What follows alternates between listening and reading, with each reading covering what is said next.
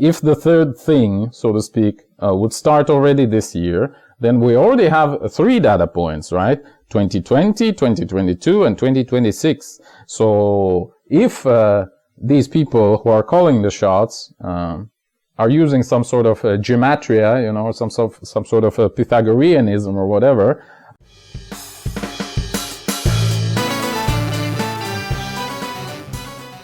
Greetings, this is Eugene the Philosopher, the greatest living philosopher after the unfortunate passing of Quentin Robert D. Nameland, who has been the greatest living philosopher before me.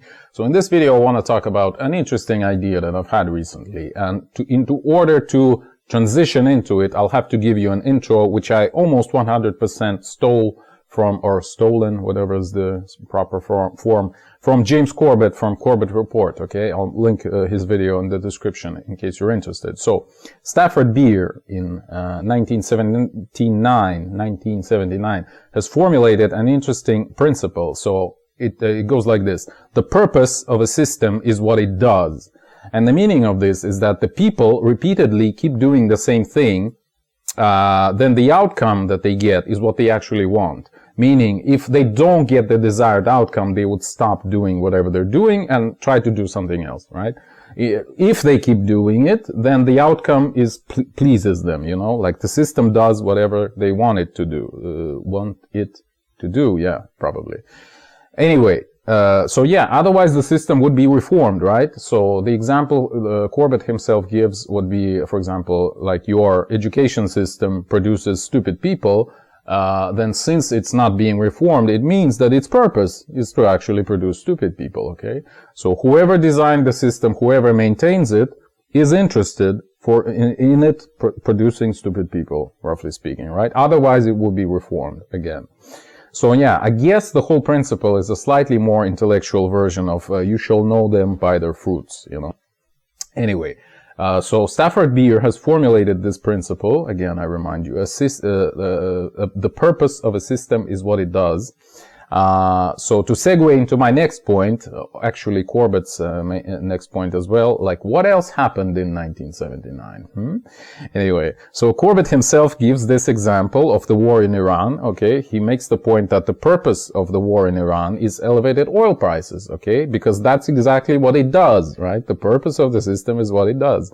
So the war just keeps going on with no reasonable goal in sight, which means that what is being actually achieved is the goal, okay? That is the elevated oil prices. And it makes perfect sense if you think about it, right? So now, basically, with this matter settled, the only question is, what is the purpose of the elevated oil prices? And here we are, like, cutting off the Corbett part, and now I'm getting closer to my own idea, okay? So we may, of course, fall into the usual trap of, you know, like, qui prodest, as they say in Latin, like basically who benefits. We may try to look for people who benefit from higher oil prices and say, well, they are the culprit, you know, they are the reason that the war has started, or the special military operation, or whatever they call it in America, right? Anyway, but how I've elucidated already in my video, simple model of big events, a rather old one, but nevertheless, I'm gonna link it in the description. Big stuff like this, like big campaigns like this one, cannot happen without many interesting parties being on board and acting in accord pretty much simultaneously, okay?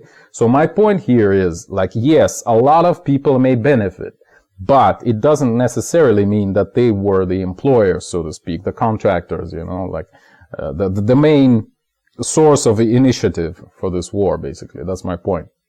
Like, it does not mean that it was their direct will, like whoever the beneficiary is, to start this war, okay? They may just be on board when the thing has already taken place, but it may have taken place for completely other reasons, right? This is kind of my point. And I'll try to give you a different perspective on this, okay? It's gonna be a bit wild, but again, you know where you are. It's the Eugene the Philosopher's channel, right? I am the philosopher. I'm a bit lost here. So yeah, it's gonna be a bit wild, but maybe you'll actually like it. I don't know, okay? So, in order to approach it, let's first examine the direct consequences of higher oil prices, okay? So obviously, it plain simply makes everything more expensive, right? Like, you don't have to be a genius to realize that. So we are kind of already very close to the appearance of some sort of rationing systems being installed pretty much everywhere, right? Yeah. And I'm not only talking about food. I'm talking about pretty much everything, right? Because everything involves oil in this way or another. But obviously food as well. Actually, mainly food, probably, right? Because you know that the poorer you are, the bigger is the fraction of your income that you spend on food. So higher oil prices would inevitably cause hunger in the poorest countries and also the poorest population from the richest countries, right? Or richer countries. So it's not just the commodities prices that will skyrocket in the coming months and years, but also the agricultural stocks, okay? They may in fact triple or even quintuple again in the next few months or years. And this is not a financial advice though, just keep in mind, okay? I'm not qualified to give anything like this, but keep that in mind in case. Anyway, well, long story short, okay, it appears that someone up there, you know, think of it whatever you want, like someone who calls the shots, roughly speaking, is somehow interested in promoting worldwide rationing and hunger. It appears so, again, I repeat. And perhaps you see where we are going with this already, okay?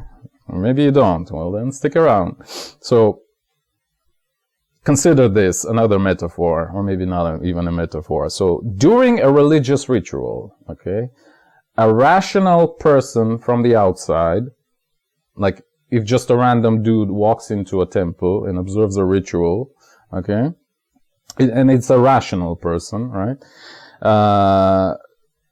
This person may think that the people involved in the ritual are kind of crazy, okay? Because they're doing stuff which makes no obvious practical sense. And in fact, a lot of them are openly, like the things they do, are openly harmful to the people who are doing those things involved in the ritual, I mean, the people, right?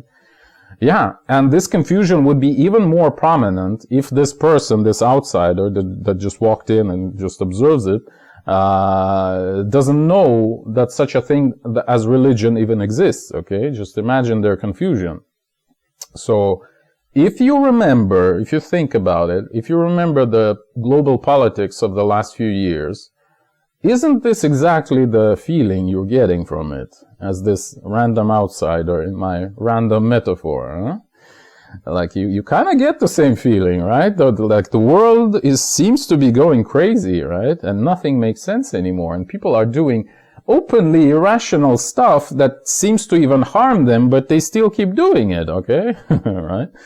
Like the USA right now, for example, right? Like what's going on? So in this optic that I just provided you, I mean, the explanation is plain and simple, right? It's obvious. It's exactly the metaphor that I just gave you. So what if we assume that indeed some ritual is taking place and we're just not informed? Huh? And this would be then the source of all the confusion. So what if, and I know again that it's a big what if, but let's entertain the idea for a second. So what if that's what we see? You know, again, returning to the metaphor, let's say one person is bringing the lamb, one person is like waving their censer, one person is like lighting up the candles or whatever, and everything is done, you know, in proper order, at a proper time and in a proper place, right? So the ritual is taking place. So check this out, again. Engage your memory. In 2020, we've had an artificial man-made plague just for the sake of there being a plague, okay? So out of the blue. In 2022, 2 years later, we've had an artificial man-made war just for the sake of there being a war. Again, absolutely zero rational explanations. Like, I've actually heard people like legitimately claiming the war has started because Putin is crazy. Like this was their explanation, because there is no other, excuse me, right? Yeah. And now, 4 years after the war, in 2026, we have an artificial man-made hunger and rationing. Well, not yet, but I mean, I'm kind of heavily implying that it's gonna start very soon, probably in the fall already, or autumn, like whatever you prefer. Again, this is not a prediction. It's just a hypothesis. Let's call it this. Okay. According to this model, this framework, that I'm using in this video, this is gonna happen, okay? So yeah, 2020, artificial man-made plague out of the blue just for the sake of there being a plague. 2022, artificial man-made war out of the blue just for the sake of there being a war. 2026, artificial man-made hunger and rationing out of the blue just for the sake of there being hunger and rationing, okay? And, well, in case you still are unaware of what I'm hinting at, I'm obviously talking about the 4 horsemen, okay, of the apocalypse. So some people, myself included actually, have noticed the pattern already back then in 2022, right? In fact, if you watch my videos, see the link in the description, from March of 2022, like a month after the war has started, actually less than a month, I think, maybe 2 or 3 weeks. I think it's called actually, Why is there a war in Ukraine? Anyway, so at the very end, I give the picture with the horsemen, okay, and I'm talking about like, what is next? Is the famine is gonna be next? The hunger, right? So maybe we're there already, okay? And by the way, already in 2022, or I don't exactly remember, maybe it was kind of like a year later, there was a huge reinforcement of this idea when people started talking about the problems with exports of grain from Ukraine and Russia, right? So people were talking about potential for world hunger back then already, right? But it all ended, as you may remember, with the grain deal or whatever the bullshit they came up with back then. Anyway, so apparently it was too early at that point, yet, right? And now it seems much closer already. The 3rd horseman, the hunger and the rationing, you know, the guy on a black horse with a scale. Yeah, with the scales, rather. Is it plural or singular? I don't know. No, scales, I think, right? Yeah. So, if this is correct, and I know it's a big fat if, okay? So, anyway, if the 3rd thing, so to speak, would start already this year, then we already have 3 data points, right?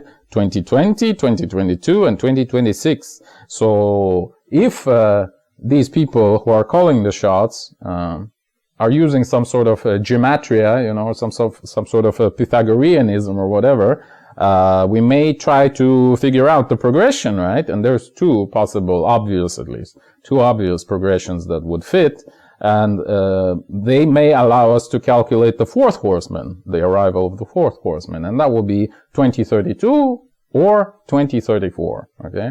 Again, depending on the type of progression. And again, if, okay? So, who is the 4th horseman? The first is plague, the second is war, the 3rd is hunger, right? And the 4th is death, right?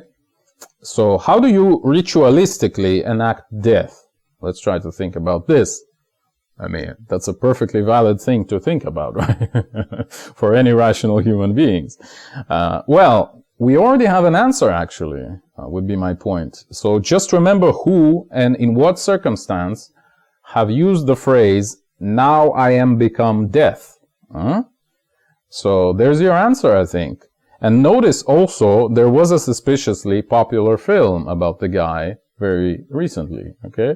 A 3-hour movie with 0 plot, 0 character development, like 0 conflict, 0 anything, okay? Just good visuals and like vibe, you know?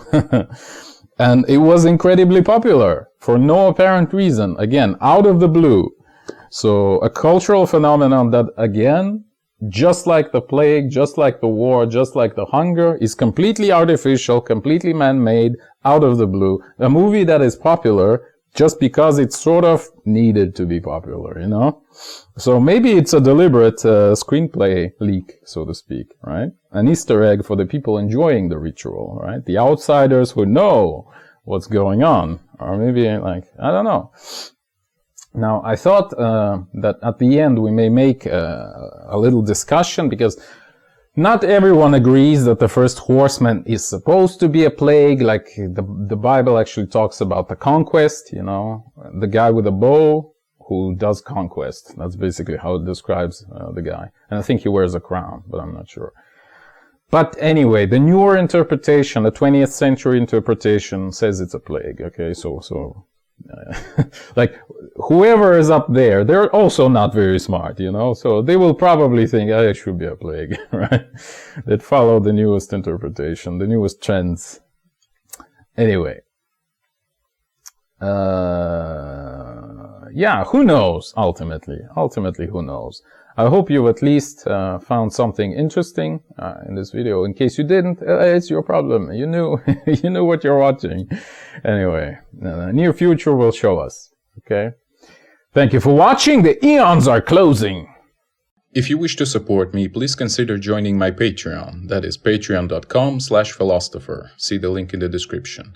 Or if you have a scientific theory of your own and you'd like my help in developing it, please join my alternative science coaching program, also available through Patreon.